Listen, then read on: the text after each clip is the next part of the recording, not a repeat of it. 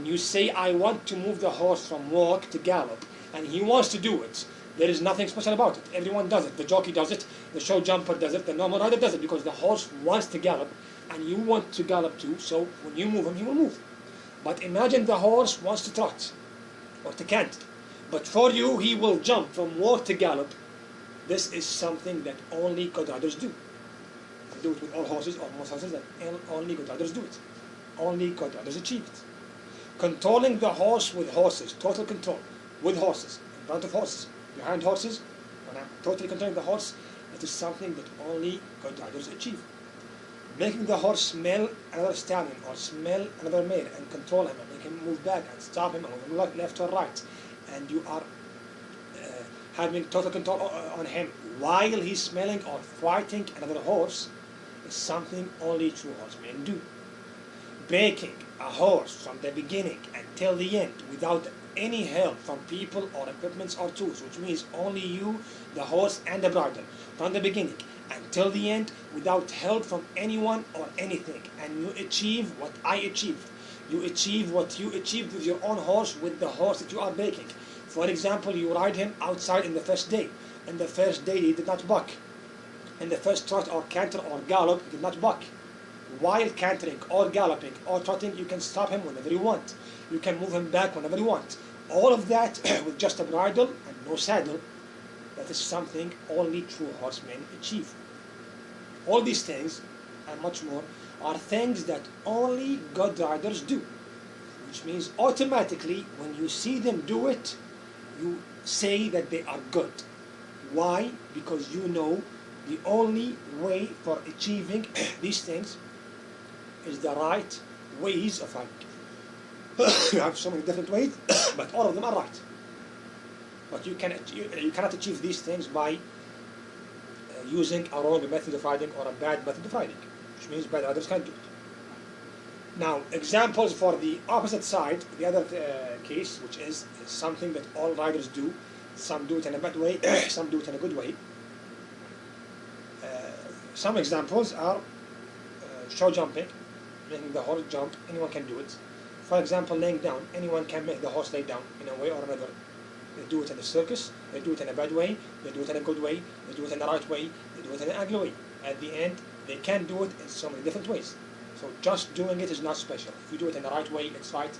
If you do it in the wrong way, it's wrong. Canter, trot, gallop, anyone can do it.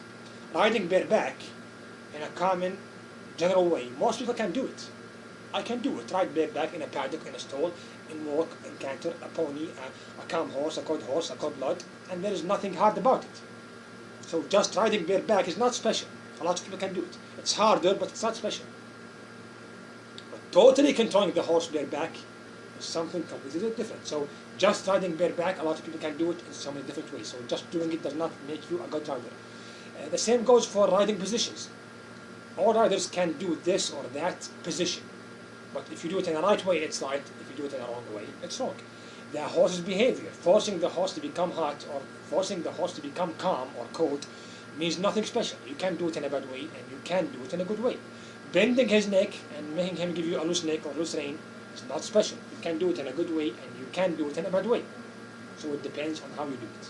Now, I say it again, I did not say it's wrong, but don't tell me it's right. And I did not say it's right, but don't tell me it's wrong or bad. My proof is when you say it's right, I give you or show you bad riders who do it. So it's not always right. And when you say it's wrong, I give you or I show you good riders who do it. So it's not always wrong. It's not wrong, it's not bad. If you do it in a good way, it's good. If you do it in a bad way, it's bad. So if they just do it, don't judge. Wait and see how they do it. If they do it in a good way, you should say they are good and believe they are good. If they do it in a bad way, you should believe and say that they are bad. The other case is something you just see. Saw it immediately. He's a good rider. I don't care about how he did it, because there is only one way for doing it, which is the right way of riding. Fact, fact. Deny it by showing, don't talk. Good rider, bad riders, both of them make him lay down.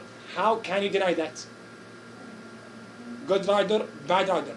Both of them make him bend his neck or a loose neck or becoming hot or becoming calm or becoming cold. All of them did that. The same goes for show jumping or whatever. How can you deny that? The other case, only dressage riders, only let's say French riding school, Spanish riding school, Western riders achieve this and this and that. No one else in the entire world does that. No one else achieves it at all. 90% of horse people cannot achieve it. How can you deny that? Show me. Bring 10 riders who me and you agree are bad, like both of us agree that they are bad and that they ride in a wrong way of riding, and let them achieve what good riders achieve or achieved. If you do that, then I am wrong, you are right. This move can be achieved by bad riders. Until you do, I am right, you are wrong. Why? Because I already showed. Now it's up for you to show. It's your turn to show.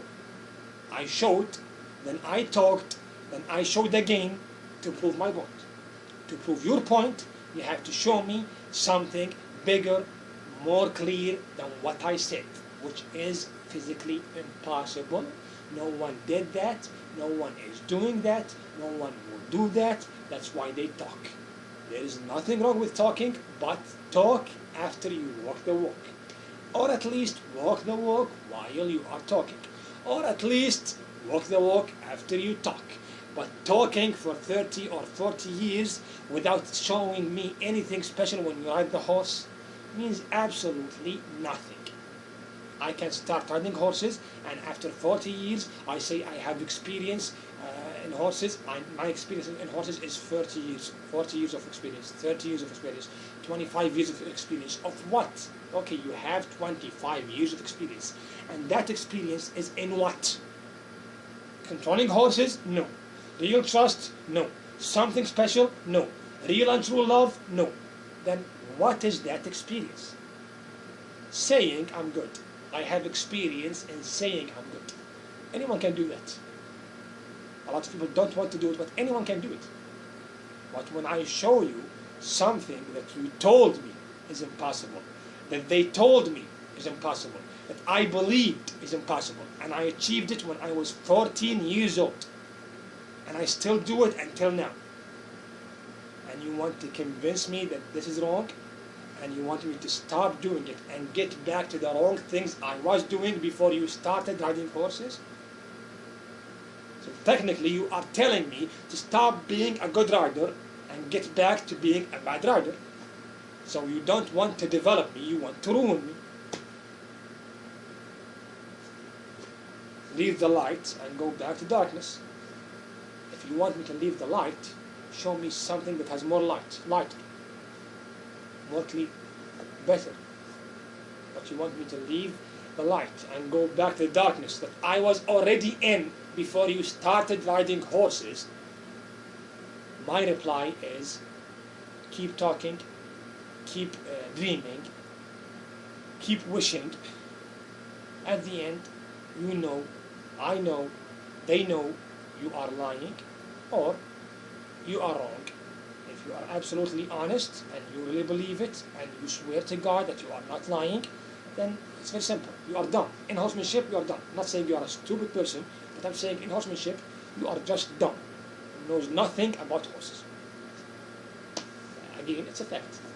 It's not rude when I say it because it's a fact. If it's not a fact, it's rude to say it.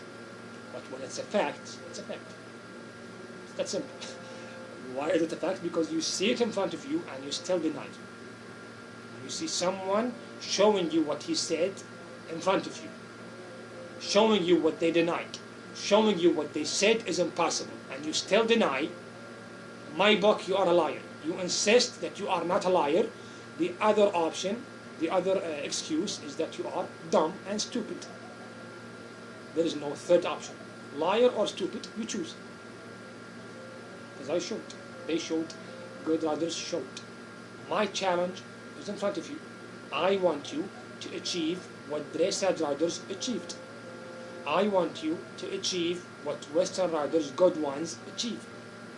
I want you to achieve what Spanish riding school and French riding school achieved. When you do it, it's talk. Now, when I challenge them to do what you do, of course they will do it because they already did it before you started riding horses.